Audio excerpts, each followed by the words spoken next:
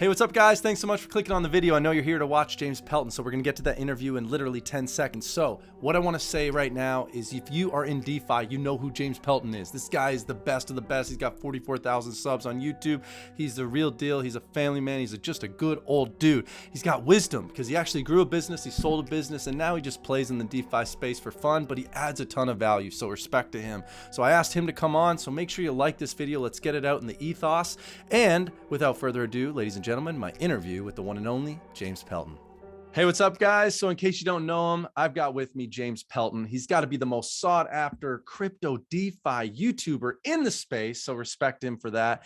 And he's the king of AMAs. If you know him, that's what he does. He just interviews project after project, asks them all the questions, all your questions. He's also a successful business guy, and hopefully he can talk a little bit about that. And he's just an overall good family guy, if you can't tell. So James, welcome to the Drip Farm channel. Good to see you, man. Hey, Jonathan, thanks so much for having me. Appreciate it. That was quite the intro. I almost blushed, I think. Just facts. That's all we do here. So first question I got for you, let's run. Everybody's limited on time. I don't like interviews that they take forever to get to the meat of the stuff. So let's go. All right. Number one, how did you get started with a channel on YouTube in the DeFi space? Yeah, so actually, I'm a software developer is my background. So I was doing software developer stuff. I was doing e-commerce for companies and things like that. And then eventually, wait a minute. You were in e-commerce? Because I talk about the four-legged stool: real estate, stocks, crypto, and e-com. So here we go. James likes e-com. That's where I started. Was e-commerce. Awesome. Yeah, building e-commerce. I remember the first company I worked for back in 2007. They said the internet's a fad. We don't need e-commerce. Right. And I said, I think I'm going to quit. I don't want to work here. And then in 2011, they called me back and said, hey, we need e-commerce really bad. Do you want to come back and build the e-commerce? Just like crypto is a fad, right? Crypto will be gone in a year. No problem. Oh, trust me. Like there's definitely similarities there. Yeah. And so I was doing e-commerce. Then I had an idea for writing. I wrote some software that sends out mass text messages.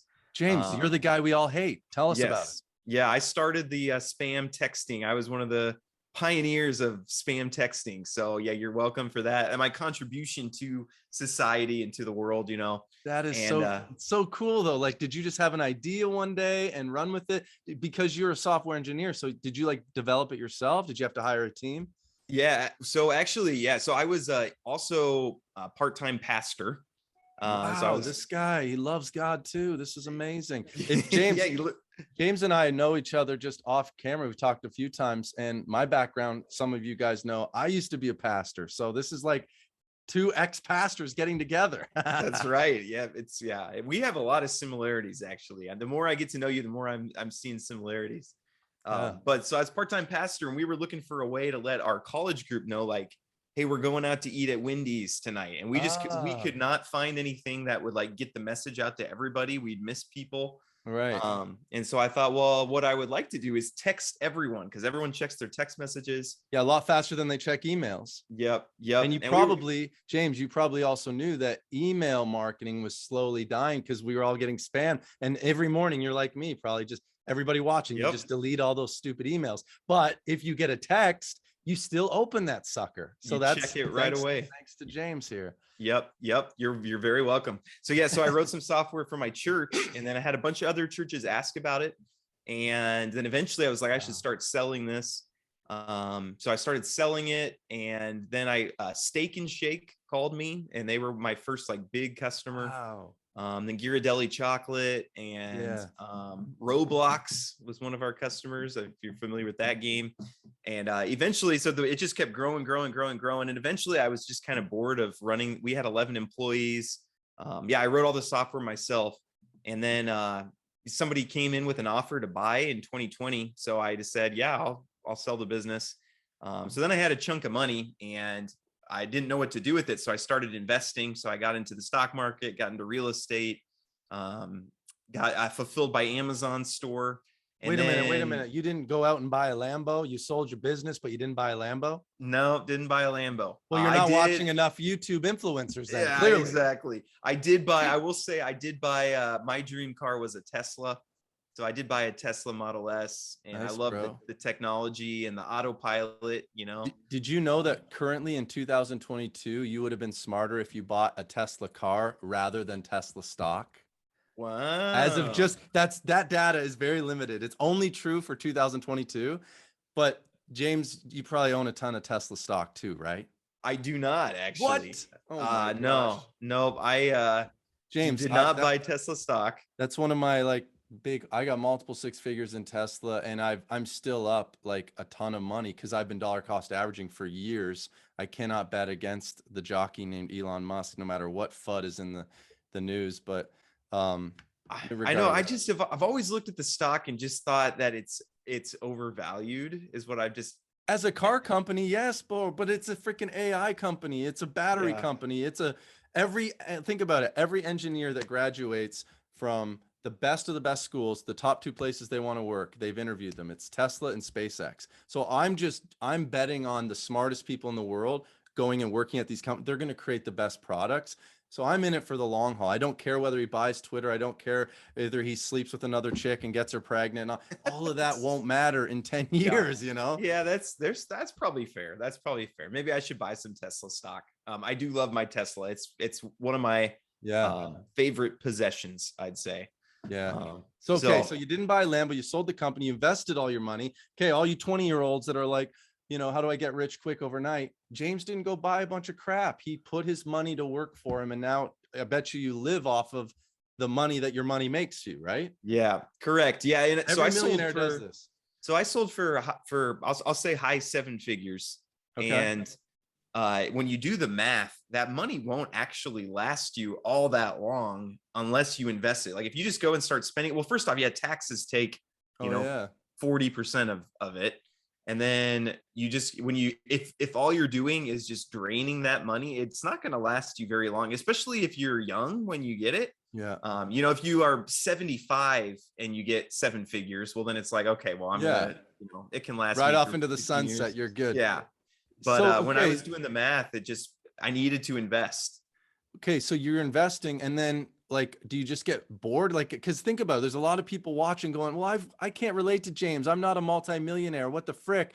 Like, what is that feeling like when I don't have to ever work another day in my life? Do you think like, I'm just going to go live on a beach somewhere, or what does it really feel like? Cause that's what people want to know. Yeah. Well, I would say like, so before you think, oh, I'm going to like sit around and watch Netflix all day. Like that's the dream, right? Is I have nothing to do. But I would say like for 2 days, maybe I woke up the first day after I sold my business and I was like, man, I have nothing like to do today.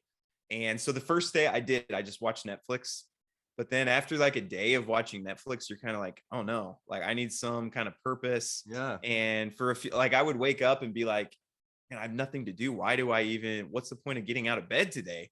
And so part of me, like right away, I kind of missed the business a little bit. Like I enjoyed not having the stress of it, Right. But I was like, man, I need some direction in my life. And so as I'm a part-time pastor. And so like my faith is very important to me. So I spent a few months, probably like 4 or 5 months, just like really searching with God about like, hey, what do you want me to do now? Like, and so one thing is like, he's always told me help people with your money is one thing that I've always been trying to do. So we have 4 college students that live with us in our house. Wow. And God's kind of just taught me, hey, take care of these people. They, need help. They need financial help, things like that. So help them. But I really wanted to be active doing something. So I kind of got into active investing. So I started interviewing companies that were looking for like venture capital and things like that. So I kind of was doing AMAs before I even got into crypto or YouTube, where I would just hear from companies looking for funds. And then somebody introduced me to Strong Block, was my first exposure to crypto, really. Okay. And I mean, I had some Bitcoin that I had just messed around with, but I wasn't very active in it. And then somebody told me about Strong, and they were like, oh yeah, you can get 26% return a month. And I was used to, like, in real estate, if I can get 15% a year, I would be like, oh my goodness, this is the best ever. And I was like, this has got to be a scam. There's no way this can happen. So they're like, well, just buy one node and give it like 3 months and see how it goes. So I did that. I bought a node, and gave it 3 months. And lo and behold, I had made my money. I'd made 26% a month for the 3 months. And I was like, holy you cow, got your money back and yep. So then I went, which by the way, to all of our crypto watchers, that's the key. James and I teach that if you're going to get in some of these DeFi degen plays, get your initial deposit back right away. That's the most important thing, right? Yep. How you're going to stay playing this game. And yes, we're calling it a game, you know? Oh, yeah. Oh yeah. Especially crypto. Like it's crazy, but yeah. So I put in 70K into Strong, and I put a little bit into Drip, which I know you're familiar with Drip. Yeah. I've heard of it. Then my wife kind of got tired of me. I was talking about crypto all the time now. And I was like seeing all these new projects, and I was like, hey, they have these new chickens that you can get, these NFT chickens, and they make you money, and these crabs. No one cares. No. Yeah. She was like, talk to somebody else about this. So eventually I was like, you know what, I'm going to start a YouTube channel because this is cool. So then I just started putting out what I thought was cool. And I was like, I'm not going to ever make content that people want. I'm going to just make the content I want to put out. Yeah. And I'm not going to do any editing because I don't enjoy editing. And I'm not going to, if I don't want to do something, I'm not going to do it because this isn't a moneymaker for me. It's just a way for me to share my experience. Yeah.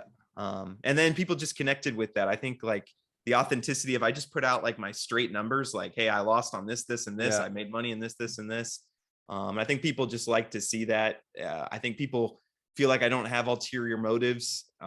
And so and it's just kind of gone from there. And then I started interviewing projects because I found that when you interview projects, you are more accurate. Like when I was going through projects on my own, the projects would call me afterwards and be like, oh, you messed this part up. I'm like, oh, well, how about you just get on, you say what you're doing, and now like nothing. About, would you say like 90% of your content is really just AMAs with a lot of these projects? Yeah. And a lot of it is just to make sure that I'm getting it right. Like, I just want give your vision. I don't know your vision. You know your vision. So even if I go to your website, read through your white paper, I still like don't have the full picture of what you're trying to do. And so, I kind of shifted almost primarily to AMAs. Some of the people, like a while back, my goal was to get 10,000 subscribers, and it was similar to you. I didn't need the money from YouTube. I have my own businesses. I have my own investments that make me money. I don't have a 9-to-5, don't need it. Thank God for that. But I was like, I want to just, if I'm going to do YouTube, I'm like you, James. I'm like, I don't want to do high fancy editing, because then I know like after a few months, you'll get burnout. You'll never do it again. And I want to lead with transparency and let people know. So I'm similar. Like if I do a sponsored video on a project, I just let people know, hey, this is a sponsored video, or I talk about my wins, talk about my losses. And one thing, is I've been vocal in the drip community, being critical. If I see mismanagement, if I see things aren't adding up, I'll voice that, because I don't have to be a fanboy. And that's the one thing I love about your content, is you're not bought. You are just a guy living in, can I disclose where you live? Are you allowed to? Okay. You're living in Nebraska, and he's just that's why if you don't follow James, you should. Because we always say, do your own research. Part of that means like watch some of these AMAs that James or myself, whoever's doing, because you get an insight into these developers, and you get to, your gut starts to go, do I trust them? Or are they answering the questions? Are they dodging them?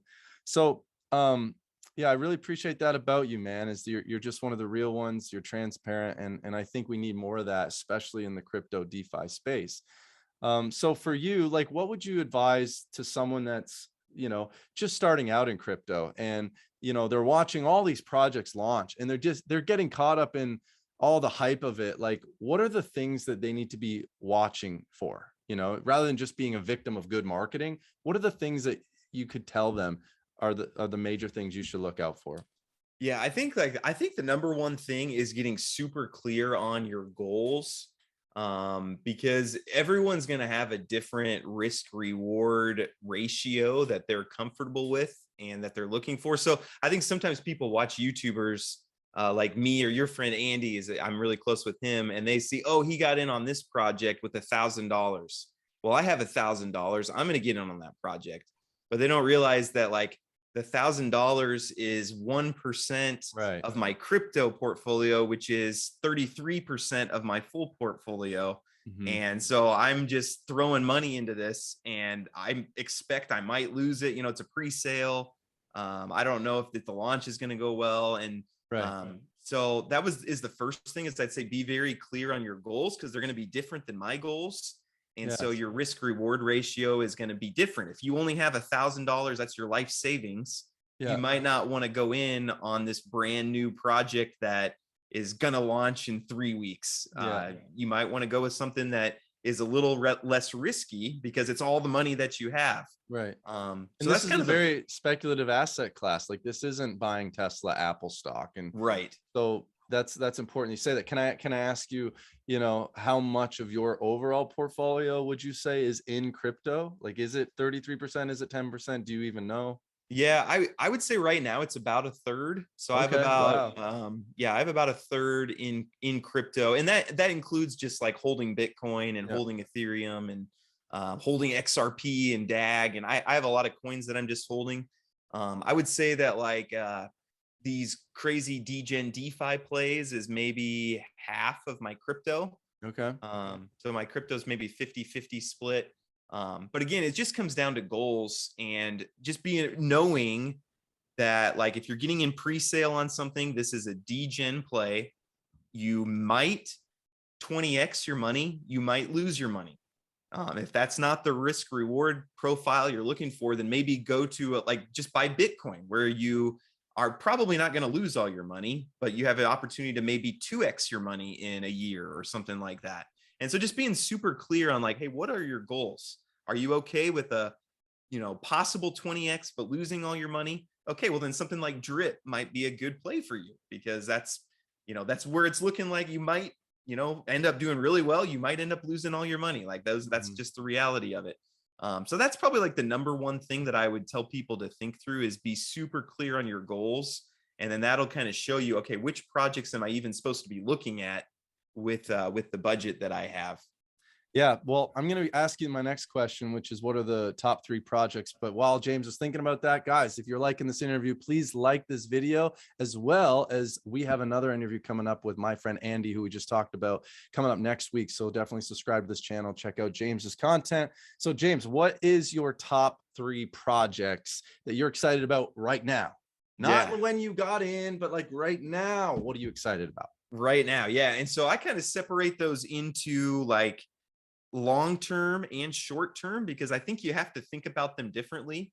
So my favorite long-term plays are the Constellation Network, so the DAG token. Okay. They have it's a gasless chain, and they have a contract with the Department of Defense, so the U.S. Government's getting involved. And so, you know, anybody worried about regulation, well, just jump in on what the government's doing, and then you should be doing pretty well. BioFi is biometrics on the blockchain. And what I like about some of these companies is they're providing like real world business. They're using technology to make real world business better. Yeah, they're attaching actual real world utility to their coin. Right. So they're using technology to make life better, which we've kind of been missing in crypto. Like we've been in these seasons of like, what are the node projects? How do they make anyone's life better? Right. Well, they make us money. And it's like, well, that's not a utility. That's just something. I don't know what it is. Right. But I like DAG, and BioFi. And if not, like James and I were talking before this, is, you know, if not, if there's an element of Ponzonomics to these projects, which a lot of them are, doesn't mean you can't make money in them. It's that you need to have the mindset that there will probably be an end date, or there will be an unsustainable APY that you just need to be aware of. It's like someone was criticizing, saying, you talked about these miners and now one of them is dead. And it's like, bro, from the beginning, I would have told you. If I didn't, go check my videos. I talk about it all the time. These things will die out because they have a Ponzonomics to them, using new investors to pay old investors, all that. So the stuff you're talking about with DAG, BioFi, you're saying there's real world utility attached to these, and that's what makes you excited about them. Yes, exactly. So, but long term. So they're not something you go check the price every day, because the price tomorrow might be lower than today. So I'm looking at maybe 3 years in the future, I think that these will, probably be 50x what they are now, is my guess. Right. So Wow. I look at those differently though. Then I have some short-term plays too, where I'm looking to make passive income from these. And so ones of those, I like Freeway. We were just talking about Freeway, Yep. but they do Forex trading, and they offer 43% APY. So that's, lower than we're used to with the node projects and things like that. But it's a maintainable return. So I feel pretty safe with the money that I have with Freeway. And, if you put in 43% is a pretty good return, especially compared to traditional investing, where again, in real estate, I'm hoping to make 15 or, 10 maybe. Right. S&P, so I like, you're hoping to make over 8%. Yep. Per so year. I really like Freeway. Okay. And then I really like yield nodes. I don't know if you're familiar with yield nodes. Yeah, man. Everybody I think my friend Andy, he gonna tell me all about yield nodes. Okay. I'm actually flying to Malta next week. Yes, I remember to meet that. the That's team next week. Yeah. Yep. Guys, next week. Make sure you subscribe to James's channel to follow him on that journey. That's going to be amazing. Tell them they should fly me out next time. Okay. Yeah, I'll tell them, hey, Jonathan, fly him. That'd be awesome. And they're in Malta. That's Germany? No, it's right off the coast of Italy. Italy, okay. Is that in Canada? No. This is a crypto channel, not a geography channel. Yeah. I never did well in any subject in school, actually. So you've got these top, I love it. And this is financial advice from James Pelton, by the way, right? This is you. Oh, yes. Go all in, right? This is what. Oh, yes. Specifically to you as an investor, put all your money into Freeway and yield nodes. Right. Use my referral link. Oh my gosh. You can't go wrong. Not financial advice. Come on. This is for entertainment purposes only. Do you have any money invested outside of crypto? Yes. Yeah. So I have probably a third just in mostly index funds for stocks. I'm not really big into individual stocks. I kind of just throw it into the index and then let it ride long term. I just sold. I have a Camaro ZL1 and I sold it for like $60,000. And someone's like, what's your next car? What are you buying? You're going to get a Lambo? And I'm like, no, I'm just going to buy Tesla on the dip, baby. And then when it doubles, hopefully in 2023, with the announcement of Cybertruck production, I'll sell that. And then we'll maybe think about a Lambo Huracan. Who knows? There it is. It's on film. Your roadmap. See, but for you do enjoy, you have this Tesla and all this stuff. Like, do you just only put your money to work, because you're a Bible guy talking about building bigger silos? How do you balance that? Because for me, I'm like, anytime I make a buck, like I just sold my car, $60K, I immediately put it in my brokerage accounts and buy stocks with it. But for you, you've got this extra money. Do you ever just do stuff to enjoy it? Like, what are some James Pelton things that he likes to actually spend money on? That's a great question. That's a really great question. And I'd love to talk a ton about this. Unfortunately, I have to go in like just a couple minutes. Yep. But one thing I've found is that the possessions that you think will make you super happy, Ecclesiastes in the Bible says it's like chasing wind. Mm-hmm. And I've experienced that where it's like, oh man, this will be, I built my dream house. I wish I could show you. We have a pretty cool house, and it's really cool. You feel really good about it for like maybe a month and a half was like how much I felt like really, really good about this house I built, like my dream house. And then after that, you're kind of like, well, what now? Like that was right now. I was 31 and I built my dream house. I'm like, well, I was planning on hitting that when I was like 70. Now, what do I do for the next 40 years? And I bought a hot tub.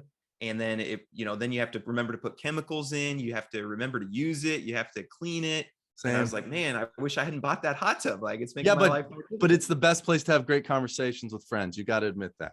Well, except for what about Zoom? My best friends are on Zoom. So okay, so basically James just doesn't spend his money. I love that. Okay, let's do a quick lightning round. Then James has he probably has another AMA. Let's just figure. I do on Twitter. He has another AMA. That's all this guy does. Okay, so lightning round, quick. Here we go. What are you reading or watching on Netflix right now? On Netflix, I've been watching Peaky Blinders. Catching up on that. I read the Bible. Oh gosh, of course he has to say the Bible. Okay. Yeah. Second. One other book that I would recommend that's not the Bible. There's a book called The 400-Year History of Economy in America. Ooh. And it's super interesting just seeing how money has played a part in the Revolutionary War, the Civil War, the cotton trade. And it's super interesting just reading about the economic history of the United States. Yeah, bro, I geek out on that crap. I got the Wonderly app and I listen to the history. All right, number 2, what's your favorite movie ever? Probably The Patriot. So I love history and historical movies. When James Pelton orders a pizza, what does he put on it? Pepperoni, mushroom, stuffed crust. What is the most romantic thing you've done with your wife? Oh my gosh. Taking her to Malta next week. I don't know. Oh, bro, this guy, he's combining work and love. Like this is a family man. Most money you've made in a day? When I sold my business, I got a big old check for 7 figures in one day. So that was a real feeling. Like when it hits the checking account, you're like, but it's got to be also that emptiness feeling, right, bro? You're like, oh yeah, it doesn't provide the joy. Yep. Well, and you look at that number on the screen and you're like, oh, that's the fruit of the last, 10 years of work is right there. That number. I mean, that's it. And man, James, that's it. We got to let you go, but thank you so much for your transparency, your honesty, your integrity, and for giving us value in the DeFi community. Nobody ever thanks you. If you're like me, you always hear from the haters, right? How could you talk about this project? It's a scam. And it's like, okay, I get it. But we really do appreciate you, voice of reason, voice of truth in the community. And I just thank you so much for coming on this channel. And I look forward to continuing to get to know you and being a friend in the space. So thanks, man. Yeah, you as well, brother. Happy to come back anytime. I'll have to have you on my channel as well. That'd be great. All right. Talk to you later. All right, wasn't that good? I love James, and I'm super excited to have another guest. I'm doing these interviews with some of the influencers, the biggest influencers in the space, and it's for you. So I'm not getting paid for any of this. It's the best thing you can do to help me. If you like the content, just like the video. That lets me know you want more of this content. Maybe subscribe to the channel. That would be a huge help. And then hit that notification bell so that next week and all the days to come, you'll get notified when we release another video here at the Drip Farm channel. All right, thank you guys for watching. We'll see you in the next one.